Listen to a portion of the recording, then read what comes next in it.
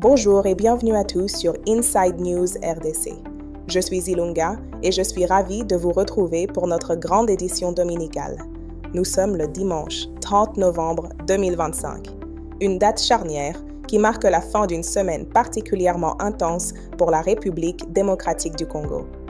Une semaine où les bruits de bottes à l'Est se sont mêlés aux balais diplomatiques à l'international. Tandis qu'à l'intérieur du pays, le quotidien des Congolais oscille entre défis économiques et espoir de renouveau. Au sommaire de cette édition spéciale fin de semaine, tensions diplomatiques et processus de paix. Alors que Kinshasa et Kigali s'affrontent par déclarations interposées, le président Tshisekedi se prépare pour Washington. Mais sur le terrain, le docteur Denis Mukwege crie à l'annexion de fait de nos provinces.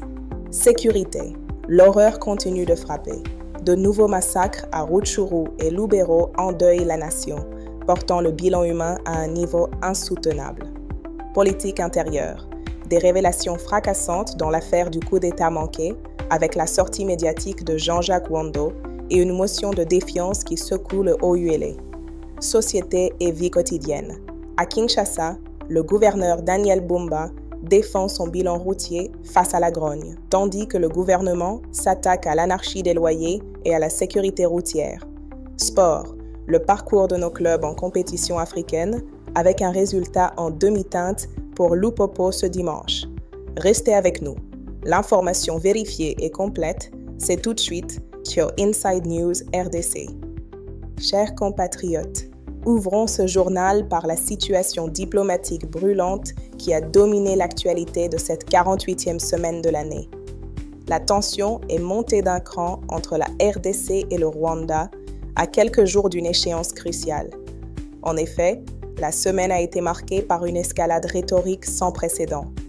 Le jeudi 27 novembre, le président rwandais Paul Kagame a tenu une conférence de presse au ton particulièrement offensif. Il accuse ouvertement les autorités congolaises de retarder la mise en œuvre de l'accord de paix signé à Washington en juin 2025, reprochant au gouvernement Tshisekedi de changer constamment les conditions. La réponse de Kinshasa ne s'est pas fait attendre. Patrick Muyaya, notre ministre de la Communication, a fermement rétorqué en pointant du doigt la racine du problème, le refus obstiné du Rwanda de retirer ses troupes du territoire congolais. Ces échanges acerbes surviennent alors qu'une rencontre diplomatique majeure est prévue ce 4 décembre à Washington entre les deux chefs d'État sous médiation américaine. Le président Félix Tshisekedi, qui était en visite d'État en Serbie cette semaine pour diversifier nos alliances, a tenu à clarifier sa position devant la diaspora congolaise. Il a affirmé qu'il se rendrait à Washington pour entériner l'accord, mais il a lancé un avertissement clair: ne vous laissez pas berner, on ne fera ni brassage ni mixage. Le chef de l'État insiste, le respect des accords passe impérativement par le retrait des troupes rwandaises et le respect de notre souveraineté. Patrick Muyaya, intervenant sur Radio Okapi, a renforcé ce message en appelant à l'unité nationale pour ne pas laisser la voie aux envahisseurs rwandais. Cependant, cette stratégie diplomatique ne fait pas l'unanimité. Une voix puissante s'est élevée ce week-end pour dénoncer ce qu'elle considère comme une impasse dangereuse. Le docteur Denis Mukwege, prix Nobel de la paix, a publié une déclaration cinglante le 27 novembre, qualifiant la situation actuelle d'annexion de fait des provinces du Nord et du Sud Kivu par le Rwanda. Pour le docteur Mukwege, les processus de Washington et de Doha, négociés dans des capitales étrangères, sans transparence ni inclusion, hypothèquent l'avenir du Congo. Il critique sévèrement l'accord-cadre de Doha, qui, selon lui, manque de mécanismes contraignants et de calendrier précis. Il dénonce la stratégie du talk and fight, négociée tout en combattant, menée par le M23 et l'Alliance Fleuve Congo, soulignant que pendant que l'on signe des papiers, les massacres continuent. Mukwege est formel. Le Rwanda exerce une autorité illégale sur nos terres, en contradiction avec la charte de l'ONU. Il appelle à des sanctions internationales fortes et surtout à ce que les populations locales ne soient plus les oubliées de ces négociations lointaines. Dans un tout autre registre, mais toujours au cœur des intrigues sécuritaires de l'État, une information stupéfiante nous est parvenue ce dimanche. Jean-Jacques Wando, l'expert en sécurité condamné à mort puis libéré, a brisé le silence. Dans un message publié ce 30 novembre, M. Wando affirme que son exfiltration de la prison militaire de Ndolo a été personnellement supervisée par le président Félix Tshisekedi. Il révèle que le chef de l'État aurait agi après avoir constaté, via une enquête interne du Conseil national de sécurité, que la justice avait été manipulée. Jean-Jacques Wando porte des accusations gravissimes. Il pointe du doigt ce qu'il appelle des généraux de pacotille et des apprentis sécurocrates qui auraient monté ce dossier pour masquer leur propre complicité ou incompétence dans l'affaire Christian Malanga. Il nie avoir bénéficié d'une grâce ou d'une libération conditionnelle officielle, parlant plutôt d'une intervention directe du président furieux contre une justice malade, une affaire qui risque de faire grand bruit dans les jours à venir. Sur le plan de la politique intérieure pure, l'opposition au dialogue national s'organise. Le parti Congo Positif a annoncé avoir récolté plus d'1 million de signatures pour sa pétition contre toute forme de dialogue avec les rebelles ou pour le partage du pouvoir. Dieudonné Mkishi Kazazi, coordonnateur de la plateforme, voit dans ce chiffre massif un rejet clair des arrangements politiques stériles par la population congolaise. Enfin, un mot sur la gestion de nos provinces. La température monte dans le Haut-Ouélé. 4 députés provinciaux ont initié une motion de défiance contre le gouverneur Jean Bakomito. Le camp du gouverneur a réagi vigoureusement ce samedi par la voix de son communicateur Caleb Bodio, accusant ses élus de collusion avec les rebelles du M23 AFC pour déstabiliser la province. Les députés, eux, reprochent au gouverneur une gestion opaque, du clientélisme et une incompétence notoire, une crise institutionnelle à suivre de près. Dans le domaine des infrastructures stratégiques, le ministère des Postes et Télécommunications a annoncé vendredi au Conseil des ministres le projet de construction d'un immeuble devant abriter le siège de l'Union africaine des télécommunications, ici à Kinshasa. Ce rapatriement du siège à notre capitale témoigne de la position géostratégique de la RDC au cœur de l'Afrique. Le dossier est actuellement à l'étude à l'unité de gestion du partenariat public-privé du ministère du Plan. Ce projet renforce le rôle de Kinshasa comme hub continental des télécommunications. Par ailleurs, le rajeunissement de l'administration publique se poursuit. Le VPM de la fonction publique, Jean-Pierre Liao, a lancé ce dimanche le concours de la 10e promotion de l'ENA. Sur 21 000 candidatures, 11 313 ont été retenues pour concourir. Le ministre a promis une transparence totale. Vous n'êtes pas là parce qu'un oncle vous a recommandé, mais parce que vous le méritez.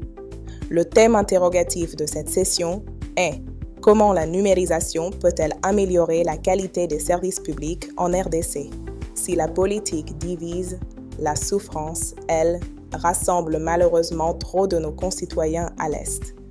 L'actualité sécuritaire de cette fin de semaine est dominée par l'horreur.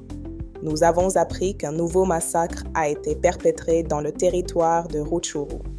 Entre le 26 et le 28 novembre, au moins 78 civils ont été tués dans l'agglomération de Kaumiro, près de Kibirizi. Selon la société civile et le collectif des victimes de l'agression rwandaise, ces exécutions sommaires sont l'œuvre des rebelles du M23 AFC. Le mode opératoire est glaçant. Les victimes sont accusées de collaborer avec les FDLR et abattues. Et encore, les corps des victimes gisent toujours abandonnés dans les champs périphériques de Kishiché. Les éléments du M23 AFC, qui occupent toujours Kaumiro, empêchent l'accès des équipes de secours et interdisent aux familles de récupérer les dépouilles pour des enterrements dignes. Cette présence armée continue entretient un climat de terreur, contraignant les habitants à se cacher dans la brousse ou à fuir vers des zones relativement plus sécurisées. Cette tragédie s'ajoute à une série noire dans la province voisine du Nord Kivu. Dans le territoire de Lubero, entre le 13 et le 19 novembre, les ADF ont massacré 89 civils. l'attaque du centre de santé de Byambwe, où des femmes ont été abattues en plein accouchement, restera comme l'un des actes les plus barbares de cette guerre. La confusion règne également au Sud Kivu. À Uvira, des affrontements fratricides ont éclaté le week-end dernier entre les FARDC et des éléments Wazalendo, faisant 7 morts. L'armée tente de calmer le jeu. Ce vendredi, le porte-parole du secteur opérationnel Sukola 2 a qualifié l'incident d'isolé, affirmant que la collaboration reste solide malgré la présence de quelques brebis galeuses. Pendant ce temps, à Beni, la population est à bout. Les opérateurs économiques du centre commercial de Kantinaloya ont décrété une grève illimitée depuis samedi. Ils protestent contre l'insécurité grandissante, 25 commerces pillés depuis juin et la multiplication des taxes alors que l'État peine à les protéger. Toutes ces violences ont un coût humain exorbitant. Les Nations Unies rapportent que plus de 100 000 personnes ont été déplacées en quelques jours seulement. Au total, notre pays compte plus de 7 millions de déplacés internes. À cela s'ajoutent des crises sanitaires. À Fizi, au Sud Kivu, Médecins sans frontières signale une explosion des cas de choléra et de paludisme, aggravée par les déplacements massifs. Une situation que nous ne pouvons ignorer. Passons à présent aux enjeux économiques et infrastructurels, essentiels pour le développement de notre nation. À Kinshasa, la question des routes est sur toutes les lèvres. Face aux critiques virulentes concernant les embouteillages monstres et la dégradation de la voirie, le gouverneur Daniel Bumba est monté au créneau ce week-end. Lors d'une interview accordée samedi, il a défendu son bilan avec des chiffres. Il annonce avoir aligné 660 km de routes à construire, dont 302 avenues déjà prises en charge.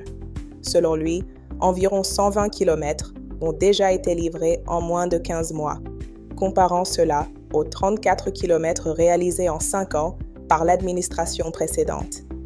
Concernant les fonds, le gouverneur Bumba a tenu à rectifier les faits sur les fameux 96 millions de dollars du gouvernement central. Il précise que la ville n'a accès qu'à environ 21 millions, dont 14 millions ont déjà été utilisés pour la voirie et le curage, le tout sous la surveillance de l'IGF. La mobilité à Kinshasa préoccupe au plus haut sommet de l'État. Lors du Conseil des ministres de vendredi, la première ministre Judith Suminwa a exprimé la vive préoccupation du gouvernement face à la recrudescence des accidents mortels. Elle a instruit le gouvernement de rendre obligatoire le contrôle technique pour tous les véhicules affectés au service public. Une mesure qui vise à assainir un parc automobile souvent vétuste, cause de nombreux drames. En parallèle, le ministre provincial des Transports, Jésus-Noël Cheke, a annoncé un plan ambitieux, l'arrivée de nouveaux bus pour une société de transport interurbain d'ici mars 2026 et la construction de 4 grandes gares routières modernes à Kinshasa. L'objectif est clair, passer à un transport multimodal intégrant routes, rails et fleuves. Sur le plan macroéconomique, la Première ministre a présidé un atelier crucial sur le programme sino-congolais. L'objectif était de sécuriser le cadre fiscal et douanier de ce partenariat stratégique ressources contre infrastructures. Le gouvernement veut s'assurer que les exonérations profitent réellement au développement du pays, tout en garantissant plus de transparence. Autre avancée significative pour nos finances publiques, les lignes maritimes congolaises ont signé vendredi le manuel de procédure encadrant la collecte du droit de trafic maritime. Ce partenariat avec PADS Corporation sera opérationnel dès ce 1er décembre 2025. Selon la directrice générale des LMC, Gisèle Mansheim, ce système modernisé permettra d'augmenter considérablement les recettes générées par le trafic maritime, essentiel pour le développement de notre armement national. Sur le plan macroéconomique, la Banque centrale a rapporté des développements encourageants de la conjoncture économique nationale.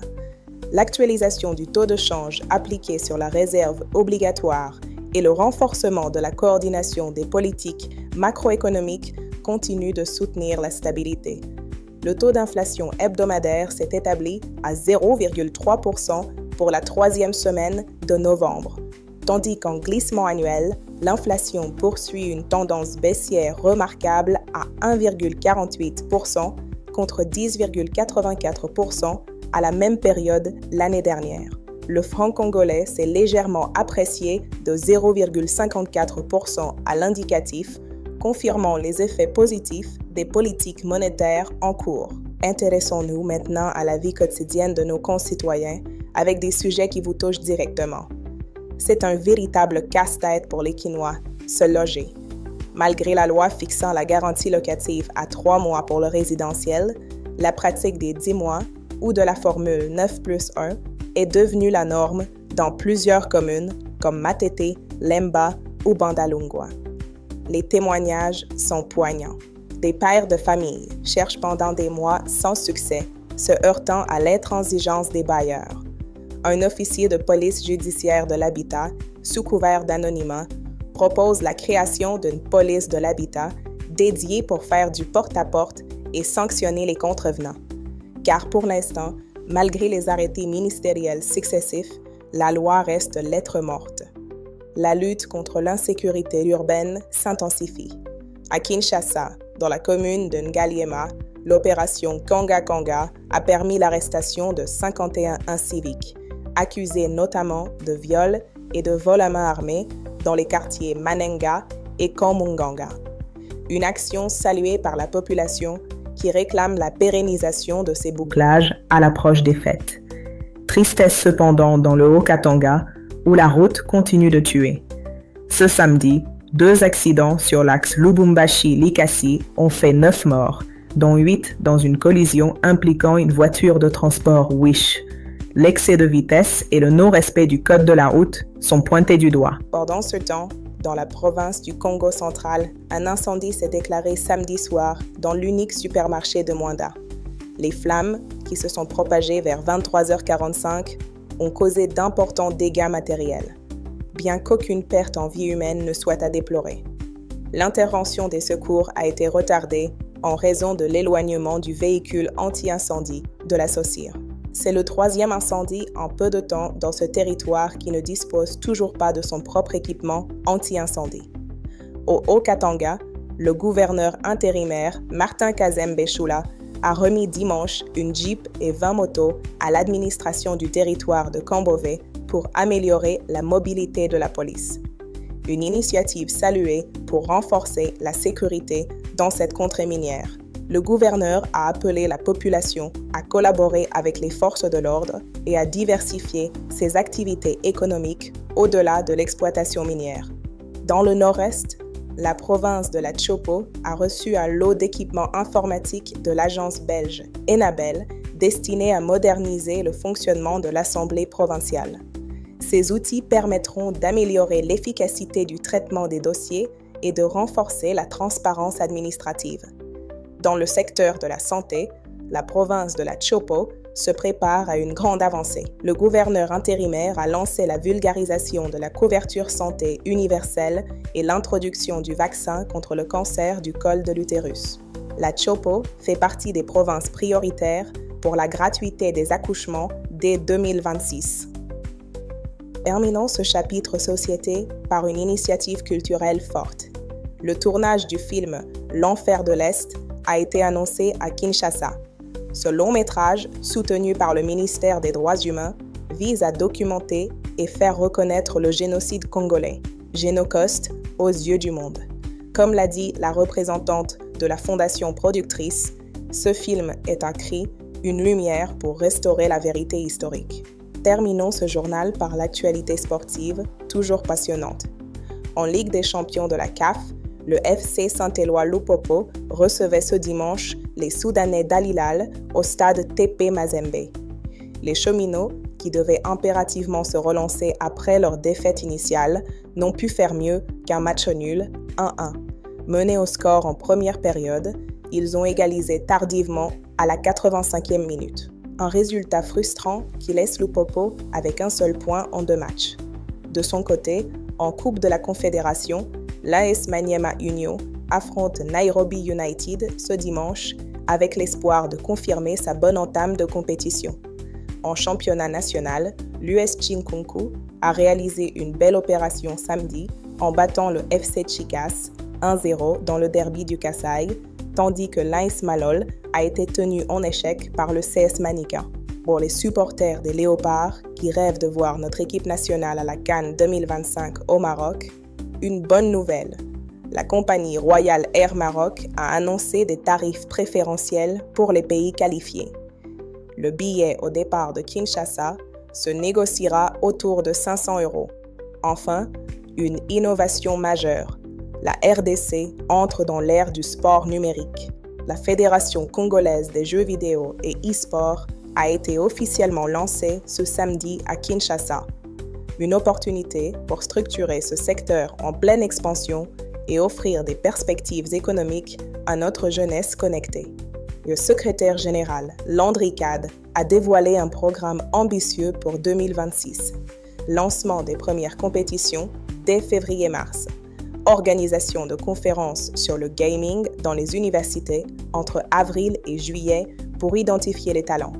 Et alignement avec le calendrier de la Confédération africaine des sports électroniques pour intégrer les compétitions continentales et mondiales. La fédération invite tous les passionnés et acteurs du secteur à adhérer massivement, promettant des compétitions nationales dans toutes les provinces. Voilà qui boucle cette édition du dimanche 30 novembre 2025. En résumé, nous retenons de cette journée la persistance des tensions diplomatiques avec le Rwanda et le cri d'alarme du Dr Mukwege sur l'occupation de l'Est. L'horreur qui continue avec 78 nouveaux morts à Rutshuru, dont les corps gisent encore dans les champs. Les révélations troublantes de Jean-Jacques Wando sur l'affaire du coup d'État manqué. Les efforts du gouvernement pour améliorer les infrastructures et la mobilité, malgré les difficultés quotidiennes des Congolais. Inside News RDC reste fidèle à sa mission. Vous apporter une information vérifiée, complète et sans concession. Dans un monde où la rumeur circule plus vite que la vérité, nous choisissons la rigueur. Méfiez-vous des fake news qui pullulent sur les réseaux sociaux, surtout en cette période sensible. Chers téléspectateurs, permettez-moi une réflexion en ce dimanche. Face aux épreuves que traverse notre nation, une question se pose. Jusqu'où la patience d'un peuple peut-elle être mise à l'épreuve avant que l'histoire ne lui donne raison? Les corps abandonnés dans les champs de Rutshuru, les familles déplacées par millions, les mères qui accouchent sous les balles, tout cela appelle chacun d'entre nous à une prise de conscience collective. Le Congo ne se construira pas seulement dans les salons diplomatiques de Washington ou de Doha, mais dans le cœur et l'engagement de chaque Congolais pour la vérité, la justice et la dignité humaine. Le Congo est grand et ses défis le sont tout autant. Mais c'est par la lucidité, l'unité et l'engagement de chacun que nous construirons demain. Ne manquez pas notre prochaine édition demain, lundi, à la même heure pour démarrer la semaine ensemble. D'ici là, je vous invite à vous abonner massivement à notre chaîne YouTube et à suivre nos dossiers d'investigation exclusifs qui plongent au cœur des réalités congolaises pour vous révéler ce que d'autres taisent. Parce que la vérité n'attend pas et que l'information vérifiée est votre droit le plus précieux. C'était Ilunga pour Inside News RDC. Prenez soin de vous et de notre cher pays. Quant à moi, je vous donne rendez-vous la semaine prochaine. Bonsoir à tous.